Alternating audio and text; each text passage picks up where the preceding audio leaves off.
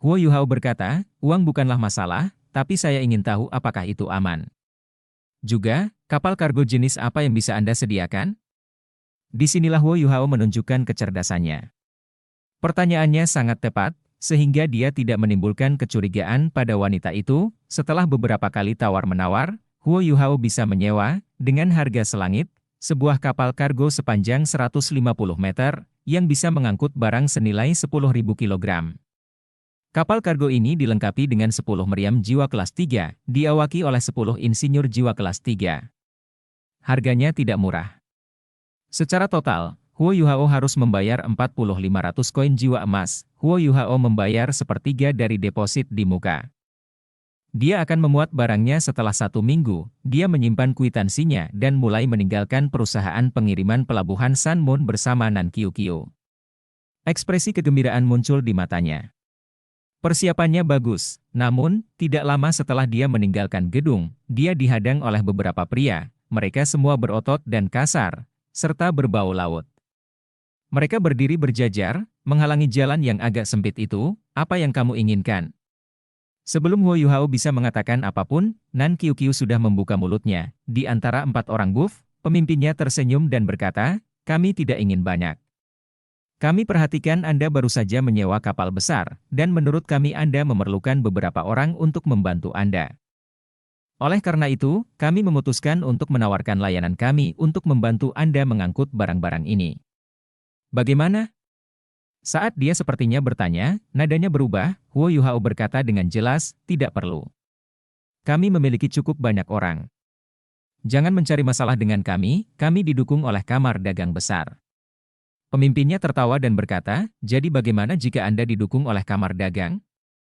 Kami anak buah Blue Beard. Pernahkah kamu mendengar tentang dia? Janggut biru? Huo Yuhao dan Nan Qiuqiu tentu saja tidak tahu siapa dia. Mereka saling berpandangan satu sama lain. Nan Qiuqiu tampak tercengang, tapi mata Huo Yuhao segera berkabut karena ketakutan. Kamu anak buah Blue Beard? Apa yang kamu inginkan? Orang yang bertanggung jawab merasa puas dengan reaksi Huo Yuhao saat dia berkata, mari kita cari tempat yang tenang untuk berbicara. Saat dia mengatakan itu, mereka bertiga maju ke depan dengan mengancam, mengelilingi Huo Yuhao dan Nan Qiuqiu. Huo Yuhao tampak ketakutan, tetapi tangan kanannya mencengkeram lengan Nan Qiuqiu dengan erat, menghentikannya bertindak gegabah. Mereka digiring ke gang yang sepi dan kosong oleh orang-orang bertubuh besar ini. Begitu mereka sudah sampai di gang, pemimpin itu berkata sambil melirik, anak muda, sepertinya kamu tahu tentang Blue Beard. Tidak ada lagi yang perlu dikatakan. Demi keamanan barang Anda harus membayar tol. Sebagai anak buah Blue Beard, kami akan mengikuti aturan. Kami tidak menginginkan banyak dari Anda, hanya sepertiga dari nilai barang Anda. Saat Anda memuatnya ke kapal nanti, kami akan turun untuk melakukan perkiraan. Dengan datang hari ini, kami hanya memastikan Anda mengetahui kehadiran kami. Pada saat yang sama, kami memberi Anda kesempatan. Itu hanya formalitas. Saat dia mengatakan ini, dia mengulurkan tangan kanannya dan menggosokkan ibu jari, jari telunjuk, dan jari tengahnya. Ketakutan dengan cepat memudar dari wajah Huo Yuhao saat dia melepaskan tangan Nan Qiuqiu. Qiuqiu, aku tahu kamu telah berusaha menahannya sepanjang hari. Inilah kesempatan Anda. Orang-orang ini adalah bajak laut. Hancurkan mereka secara manusiawi dan usahakan tetap bersih. Setelah dia mengatakan itu, dia segera mulai berjalan pergi. Bajingan, menurutmu kemana kamu akan pergi? Salah satu pria berotot itu berteriak. Dia sudah mencoba menangkap Huo Yuhao, namun, pada saat ini, seberkas cahaya merah muda keluar dari samping Huo Yuhao. Itu mendarat pada pria itu, yang pingsan bahkan sebelum dia sempat berteriak. Dengan kultivasi dan kekuatan spiritual Huo Yuhao, dia telah melihat bahwa dari 4 pria buff, hanya pemimpinnya yang merupakan Grandmaster jiwa peringkat 20. Sisanya hanyalah laki-laki normal yang sedikit lebih berotot, bajak laut kekaisaran matahari bulan. Bagaimana mereka bisa menjadi baik? Ada semburan makian, tangisan, dan geraman datang dari belakangnya, yang berhenti dengan sangat cepat. Sebelum Huo Yuhao bisa keluar dari gang, dia bisa mencium bau parfum yang keluar dari belakangnya. Nan Qiuqiu membersihkan tangannya dan berkata dengan sedih, tidak menyenangkan, semuanya terlalu lemah. Ini tidak memuaskan saya. Kamu memang orang yang licik, menipu mereka di sini sebelum menyerang. Huo Yuhao menoleh ke arahnya, dan mendesis, Kiu Kiu, kembangkan otakmu. Apakah Anda ingin membunuh mereka di tempat terbuka? Bukankah itu akan mengungkapkan siapa kita sebenarnya? Ayo kembali. Dia senang dengan cara Nan Kiu Kiu menanganinya. Cahaya penghancuran memusnahkan lebih dari sekedar kekuatan jiwa. Gang itu bersih, dan tanpa sedikit pun perkelahian, dia tidak buru-buru pergi, melainkan bermalam di kota Seajoy.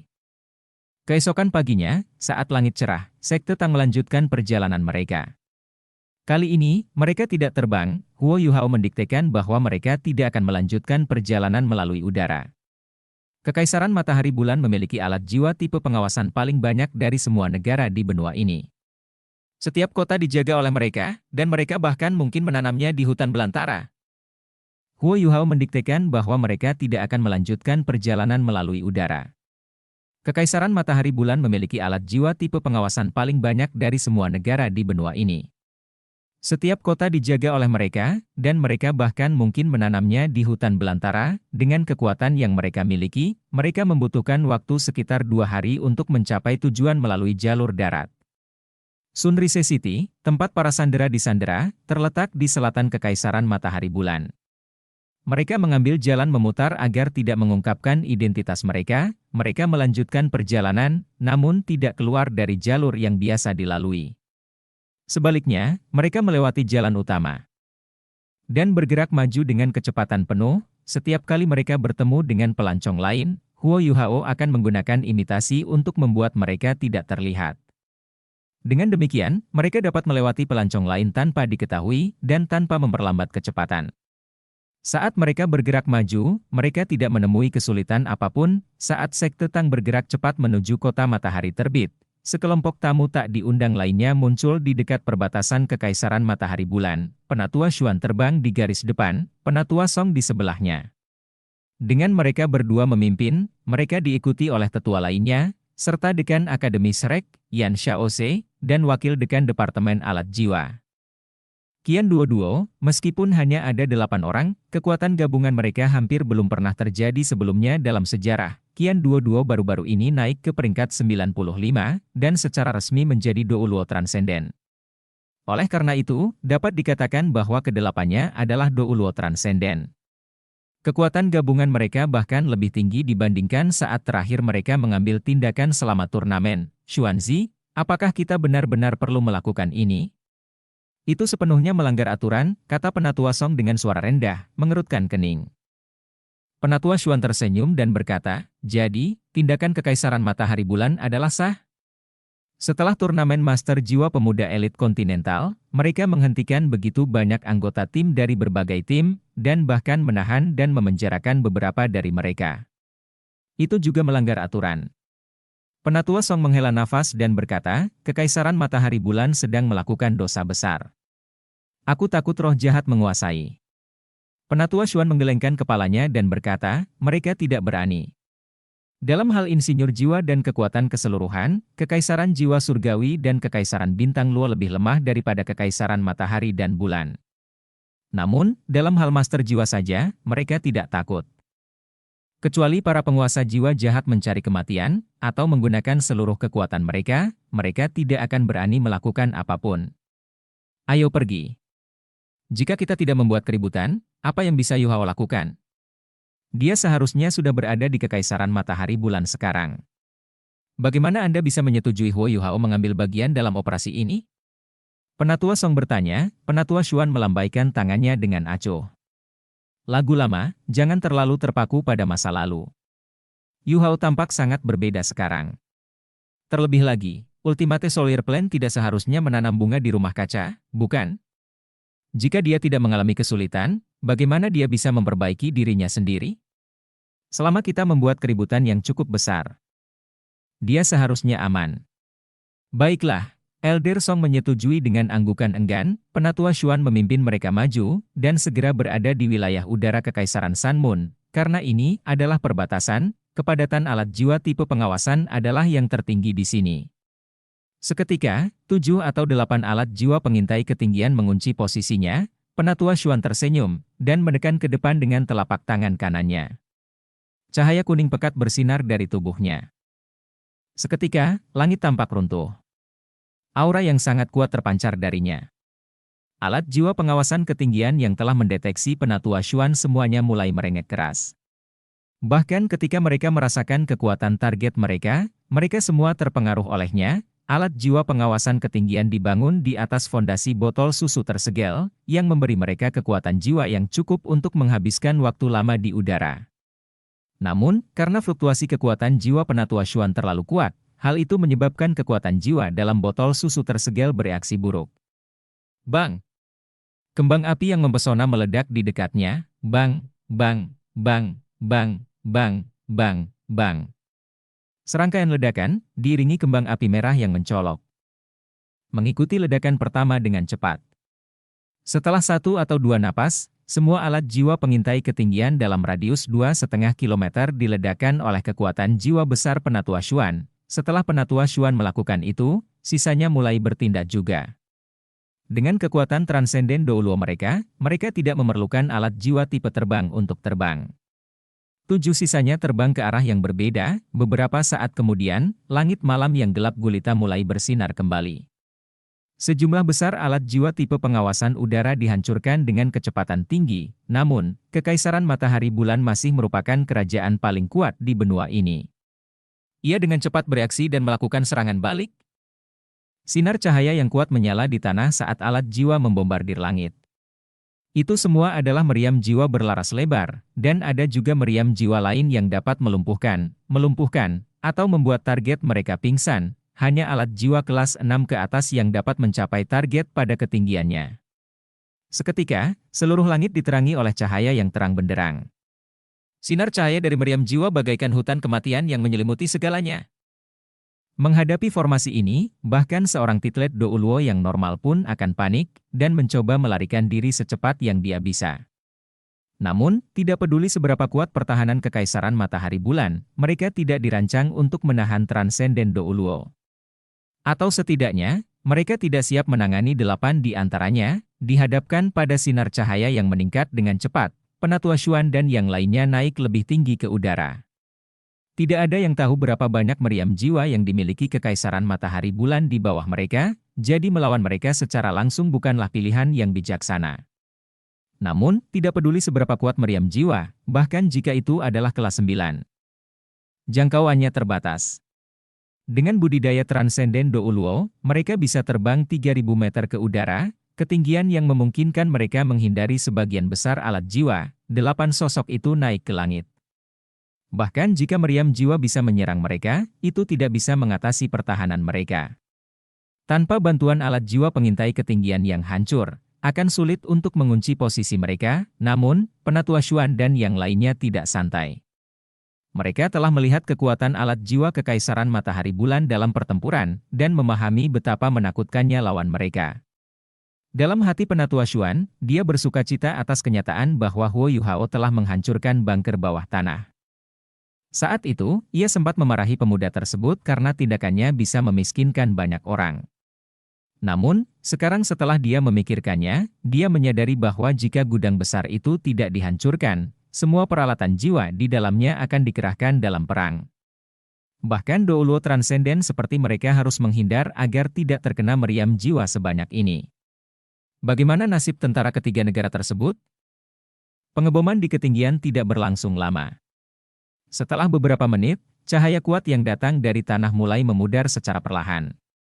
Pada saat yang sama, alat jiwa pengawasan udara berbasis darat mulai memindai udara menggunakan gelombang cahaya tak berbentuk yang sangat besar untuk menemukan Penatua Xuan dan yang lainnya. Namun, jangkauan alat jiwa ini hanya sekitar 1.000 meter. Jika tidak diperlukan alat jiwa pengawasan ketinggian itu.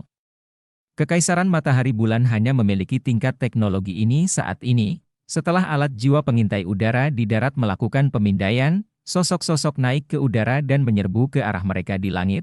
Semua sosok ini memiliki cahaya di punggungnya, yang berasal dari alat jiwa tipe terbang. Jumlahnya ratusan. Salah satunya, di tengah, membawa alat pengintai jiwa berukuran besar. Menghadapi serangan mendadak, Kekaisaran Matahari Bulan memberikan respons menyeluruh. Pertama, mereka membombardir sasarannya dengan sekuat tenaga. Kemudian, mereka menggunakan alat jiwa pengawasan udara berbasis darat untuk memindainya. Akhirnya, mereka mengerahkan legiun perang udara mereka. Rencana mereka dilaksanakan dengan sangat baik, namun, musuh-musuh mereka saat ini hampir tak terkalahkan. Jika legiun rekayasa jiwa Kekaisaran Matahari Bulan cukup kuat untuk melawan seluruh dunia, Kekaisaran Matahari Bulan tidak perlu menunggu untuk menyerang kerajaan lain. Atau membentuk aliansi dengan penguasa jiwa jahat. Oleh karena itu, ketika Penatua Xuan muncul sambil tersenyum di depan 300 anggota Legiun Perang Udara, akhir mereka sudah dekat, ratusan meriam jiwa terbuka pada Penatua Xuan. Di Legiun ini, insinyur jiwa yang paling kuat setidaknya adalah kelas 7, namun, dihadapkan pada eksistensi yang kuat seperti peringkat 98 berjudul Douluo, semua yang mereka lakukan sia-sia. Penatua Xuan tidak suka membunuh, jadi dia tidak langsung membunuh mereka, melainkan menggunakan kontrol gravitasi tipe domainnya. Semua prajurit itu jatuh ke tanah seperti lalat yang disiram insektisida, para tetua lainnya juga tidak mengendur. Diskusi dan tindakan adalah hal yang terpisah, ledakan terdengar dari tanah di bawahnya. Menurut aturan tak terucapkan di benua itu, berjudul Douluo dan insinyur jiwa tingkat tinggi tidak akan menyerang orang biasa. Inilah sebabnya Penatua Song tidak ingin menyerang sekarang, namun, Penatua Xuan telah menemukan celah. Target mereka tentu saja bukanlah prajurit biasa dari Kekaisaran Matahari Bulan. Namun, dihadapkan pada serangan oleh para insinyur jiwa udara. Penatua Xuan secara alami tidak akan menunjukkan belas kasihan. Para tetua lainnya tidak membunuh, melainkan mencoba menyebabkan kehancuran sebanyak mungkin, meskipun pemboman meriam jiwa barusan sangat kuat. Hal itu juga mengungkapkan lokasi meriam jiwa yang dipasang oleh Kekaisaran Matahari Bulan. Oleh karena itu, mereka menjadi sasaran banyak transenden Douluo. Di luar lokasi meriam jiwa, mereka juga menyerang lumbung dan gudang amunisi. Malam itu adalah mimpi buruk bagi pasukan perbatasan Kekaisaran Matahari Bulan yang ditempatkan di dekat Kekaisaran Jiwa Surgawi. Ledakan terjadi dari tengah malam hingga fajar. Ketika matahari terbit sekali lagi, kamp utama Kekaisaran Matahari Bulan hancur total. Bagaimana mungkin tidak ada insinyur jiwa kelas 9 yang bertanggung jawab atas kamp penting seperti itu? Namun, dua insinyur jiwa kelas 9 yang bertanggung jawab di sana tidak bisa berbuat apa-apa dalam menghadapi 8 transenden Douluo. Selanjutnya penyerangan terjadi pada malam hari. Tanpa alat jiwa pengawas ketinggian, bagaimana mereka bisa memusatkan api pada para tetua paviliun Dewa Laut? Perang belum pecah, tetapi Akademi Shrek telah menggunakan kekuatannya untuk menunjukkan kepada Kekaisaran Matahari Bulan bahwa Master Jiwa masih merupakan senjata perang yang paling kuat. Penatua Xuan dan penatua lainnya tidak menyembunyikan identitas mereka. Segera, berita kehancuran ini menyebar ke seluruh Kekaisaran Matahari dan Bulan, menghancurkan. Botol teh yang halus pecah di tanah, Su Tianran sangat marah hingga wajahnya pucat. Apa yang dilakukan pasukan perbatasan? 400 insinyur jiwa terluka atau mati. Sejumlah besar meriam jiwa dan amunisi hilang. Bodoh, sekelompok bodoh. Juzi duduk di sebelah Su Tianran, mengenakan pakaian emas muda, dan terdiam. Setelah Su Tianran naik tahta, dia menamainya permaisuri. Posisinya tidak seperti sebelumnya, setelah Su Tianran selesai melampiaskan amarahnya, dia menjadi tenang, dan senyuman muncul di sudut mulutnya saat dia berkata, "Shrek, apakah kamu akhirnya memutuskan untuk menyerang?" Seseorang pergi dan panggil guru kerajaan untuk mendiskusikan masalah ini. Ya, para penjaga di luar menjawab dengan ketakutan, "Permaisuri, bagaimana menurutmu?" Su Tianran bertanya pada Juzi. Juzi berdiri, berjalan di belakang Su Tianran, dan memijat bahunya, berkata, "Yang mulia, mohon jangan terlalu marah. Hal ini, bagi saya, tampak aneh. Meskipun Akademi Shrek adalah sekolah terbaik di benua ini, mereka bukan milik negara manapun. Semua orang tahu bahwa Akademi Shrek itu independen, dan posisinya luar biasa. Kali ini, tindakan mereka seharusnya menjadi bentuk pembalasan terhadap kami karena telah menangkap peserta turnamen. Mereka ingin memaksa saya melepaskan mereka?"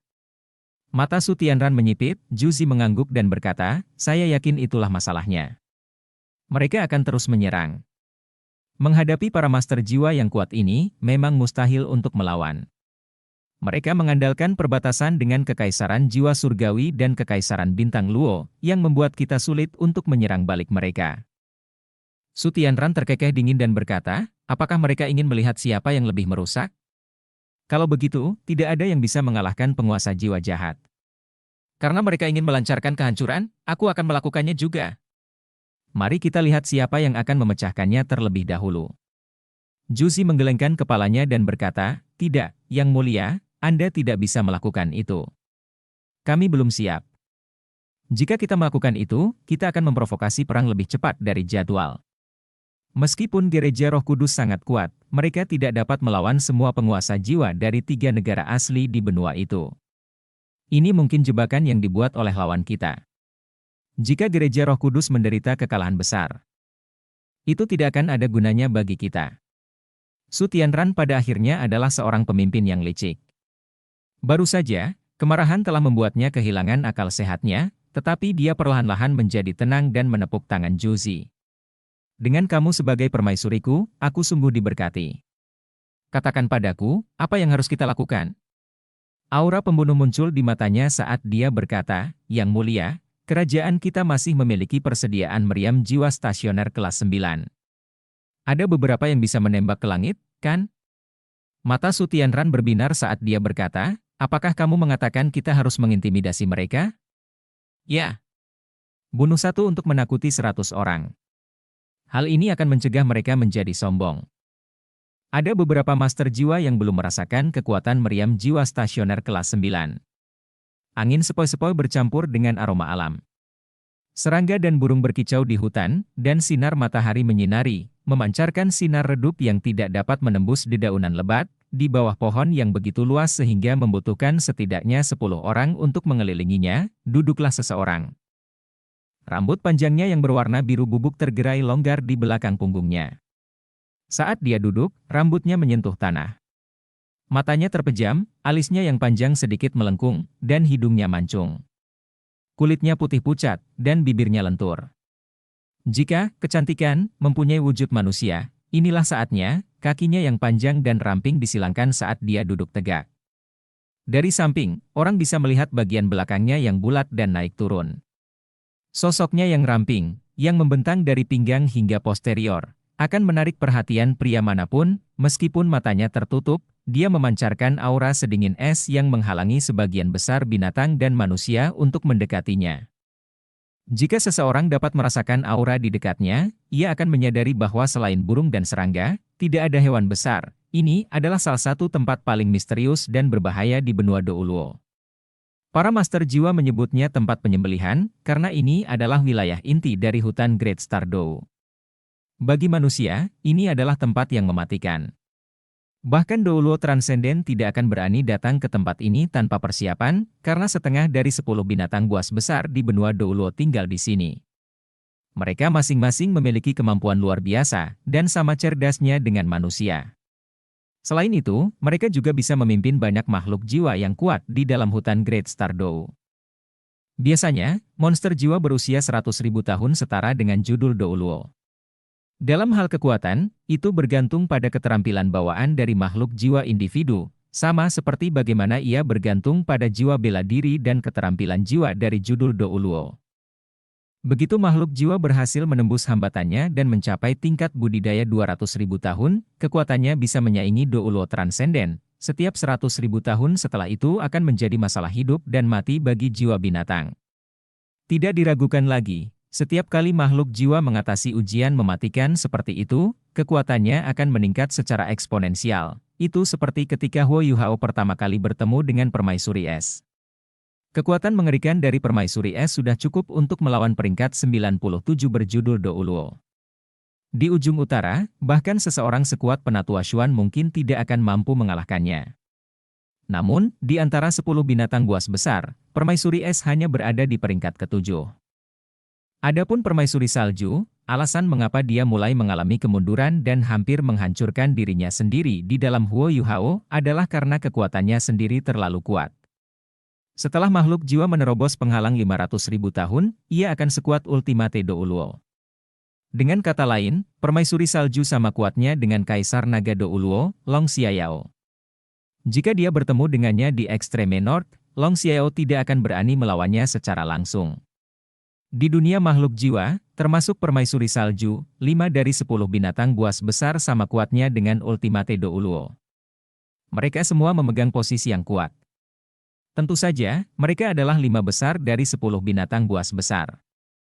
Pada saat ini, di wilayah inti hutan Great Star Dou, tempat pembantaian, hiduplah yang pertama, keempat, kelima, keenam, dan kedelapan dari 10 binatang buas besar.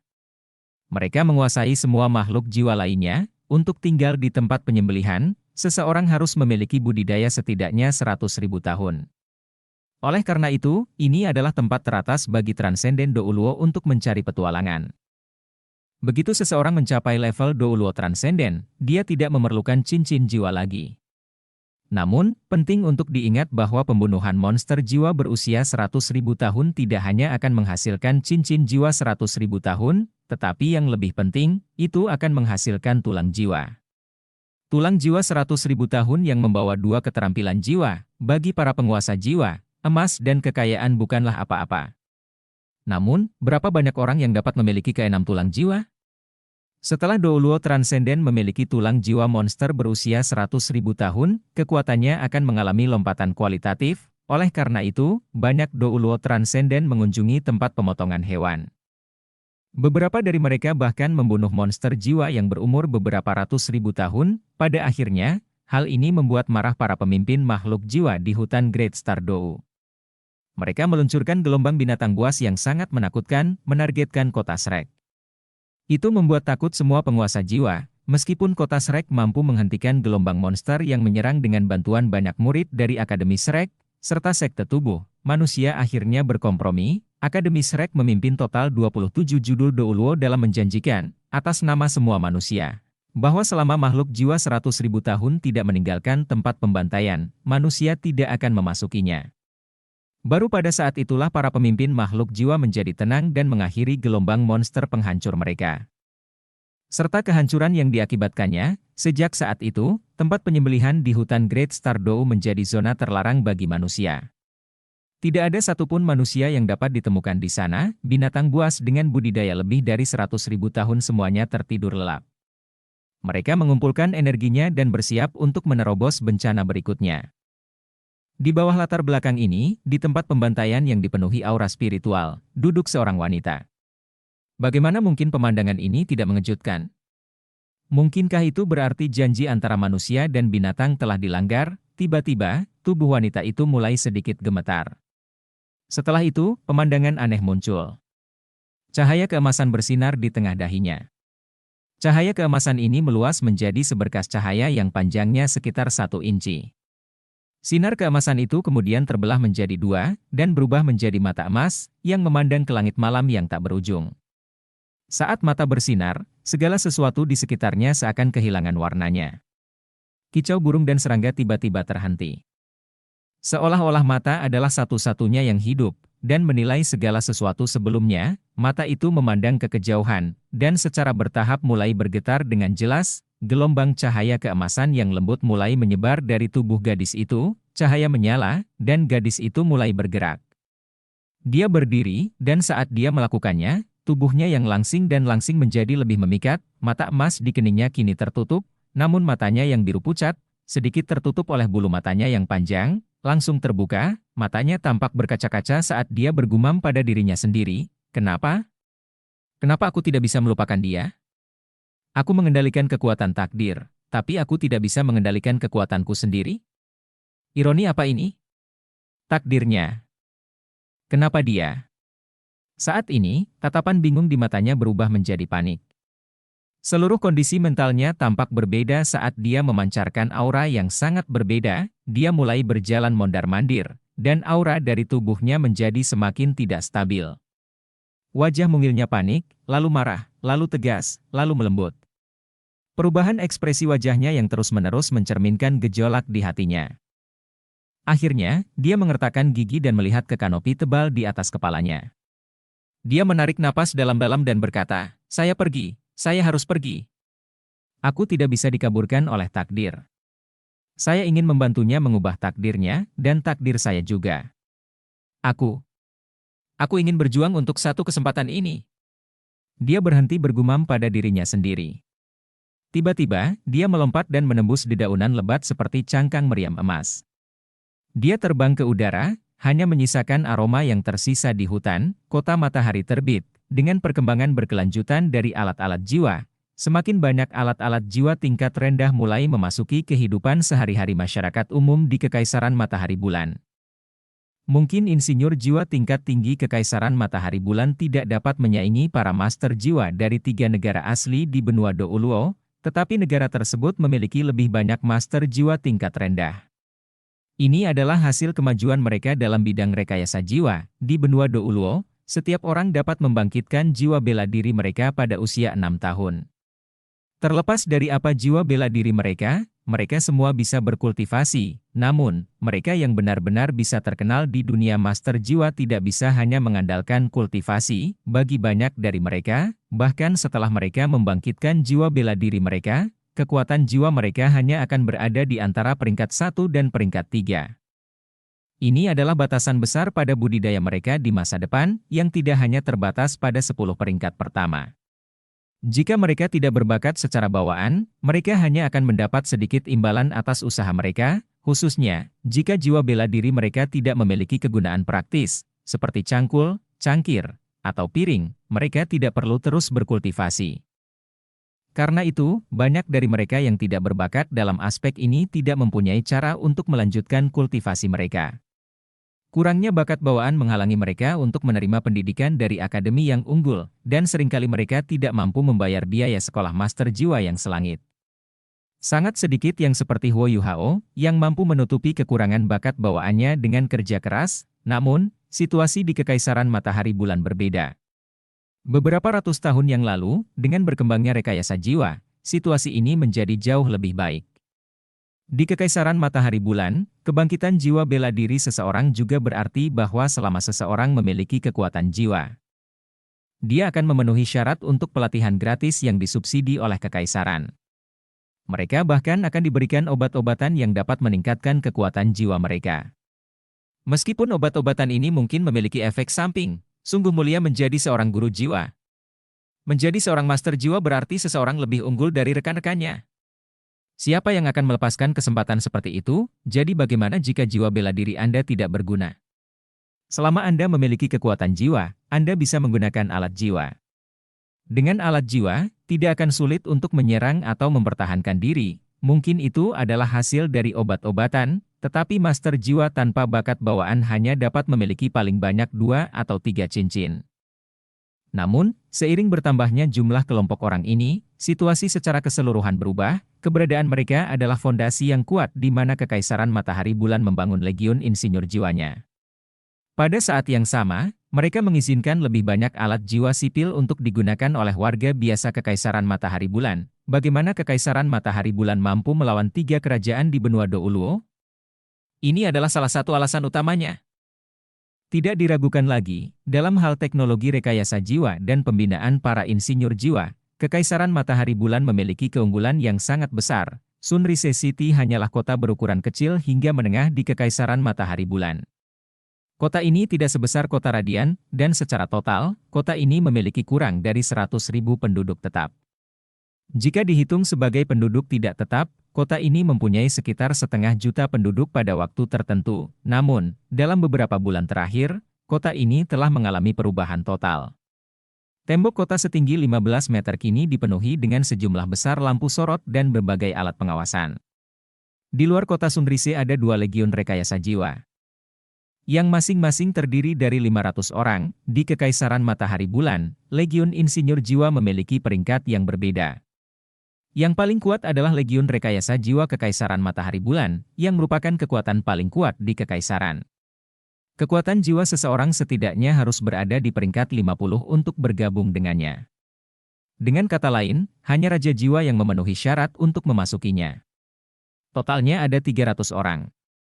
Di antara mereka ada 3 komandan legiun dan 3 wakil komandan legiun. Semuanya adalah insinyur jiwa kelas 9 yang hanya setia kepada keluarga Kekaisaran. Hanya Kaisar Kekaisaran Matahari Bulan yang dapat menggunakan pasukan rekayasa jiwa yang kuat ini.